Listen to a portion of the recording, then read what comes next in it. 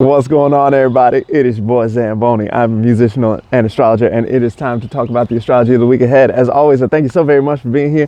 Thank you for rocking with me all this time. Thank you for sending this to a friend. Thank you for watching this video to the end. Thank you for going to Spotify, Tidal, Pandora, Apple Music, wherever you get your music at, and listening to my music. There's a tune there called Can't Help Myself. There is a new tune there called Thank You. There's going to be some new music on October 20th. Are you excited? I'm excited. I don't think I've ever actually been on schedule with the music before, so this looks really good. I'm very excited about it.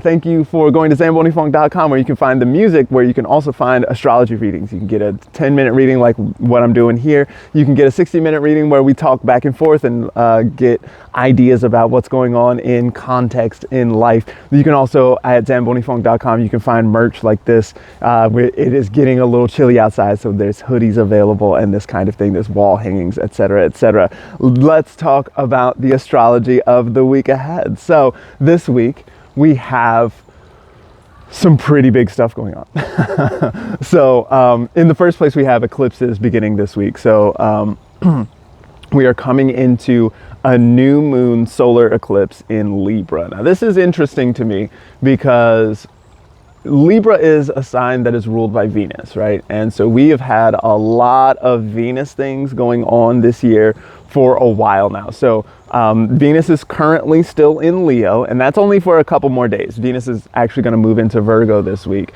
But throughout that whole time of Venus being in Leo, we saw Venus moving forward all the way to the very end to about 28 degrees of Leo, and then moving backwards for a while, and then moving forward again. So that forward, back, forward motion, we had a Venus retrograde, that's what that's called. Throughout that whole time, there was a lot of need to reevaluate and reorient and maybe refocus. I've been talking a lot about reinventing one's approach in some kind of way, especially one's approach to desire or harmony or things that feel good, like relationships and cooperation. Like maybe the things were not working properly and we realized that things were not working properly, and so we had to reinvent how we were going to do it. Or maybe there was a situation where it's like, oh, it turns out that I don't like this thing that I thought I was going to like so much. Right? And so that has been happening all summer and stuff, right? So now Venus is moving forward again, moving out of Leo, right? So that's a pretty big deal in itself, because Venus has been in Leo for like the last 4.5 months or something like this, which is a really long time for Venus. Venus typically spends about 3 weeks in a sign. So on average. So to see 4 months all in the same spot is like a really big deal for Venus, right? So and then there's all of this like forward, back, forward motion that goes on, especially there in Leo, right? So whatever Leo means to you, wherever Leo is in your chart or whatever, but then also in Taurus and Libra, because those are the signs that are ruled by Venus. And so this is interesting because now that we've had this moment of reevaluation and deciding what we like and don't like, deciding what kind of things we want, particularly in relationship to things that are like kind of difficult and rough, and maybe I don't want to touch that as much anymore, right? That's the Venus retrograde situation.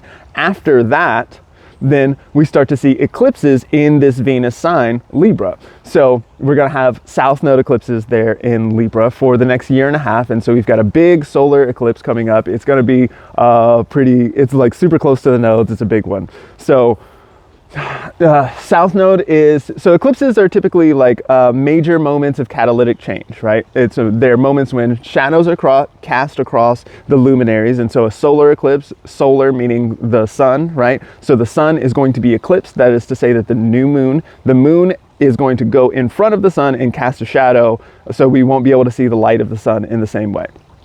So this is generally thought of as like some kind of like catalytic change. The sun wants to shine its light, right? That's what the sun wants to do all the time. And then so for there to be a shadow cast across it, there's usually some kind of like uncertainty or confusion that can take place. Things are like, there's a liminal space, and in that liminal space, then things can move differently than they have been up to this point. And since there can be this like different liminal situation, then things can sort of turn a corner or reach a tipping point in some kind of way in that kind of space. So with that going on here. And then the south node, right? So the south node typically is associated with decrease. It's associated with letting things go, release, getting away from things in some kind of way. Sometimes the south node can be some kind of like spiritualizing influence because it wants to get away from the material of the thing. There's something like the interior that needs to, we need to like make some space in some kind of way. And so a lot of times the south node will be purgative in some kind of way. It wants to get rid of the stuff, right?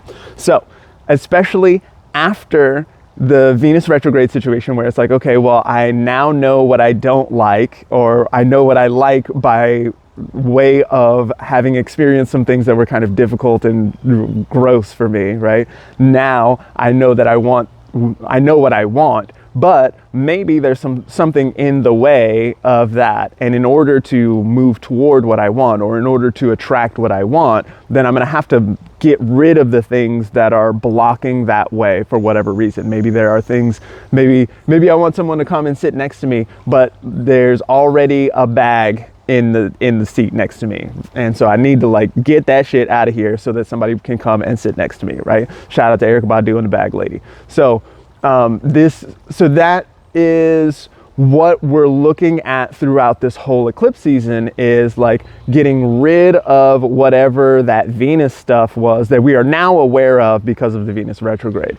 This is interesting this week because Venus is also moving out of Leo and moving into Virgo. So Virgo is the place where Venus is said to be in her fall. So every year this happens. Every year I bring up Beyonce because of why wouldn't I not do that? So Venus in Virgo is, I always think about Beyonce's song Pretty Hurts with Venus in Virgo. Virgo is strongly associated with and concerned with the details of the things, right? Making sure that things are flawless in some kind of way. Venus in Virgo is very good at noticing where the problems are with things, which I always say is really good for quality control. It's really good for copy editing, or making sure that things are like looking right before they go out to publication or something like this, right? Venus in Virgo is really, really good at that.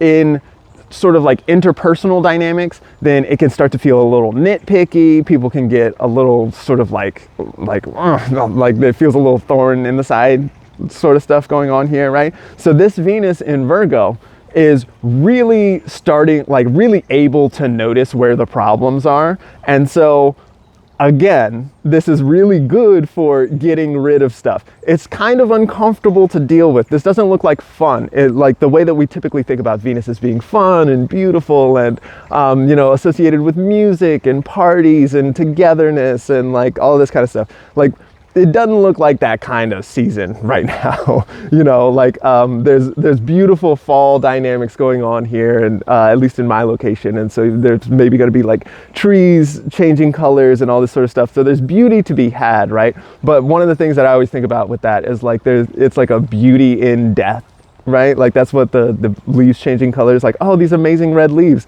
they signify death in a like very beautiful kind of way, right? So that kind of situation is what we've got going on here with the Venus stuff. And so that looks like it really wants to take off in a really major kind of way.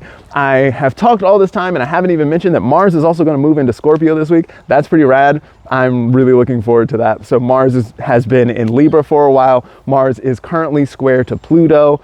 Yikes is what I have to say about that. Mars is also on the south node, so that is an extremely uncomfortable Mars. Not only is Mars uncomfortable in Libra, but also on the south node doing that purgative thing. The south node is uncomfortable for basically everyone, including all of the planets. Then a square to Pluto tends to be like a little bit over the top, dramatic.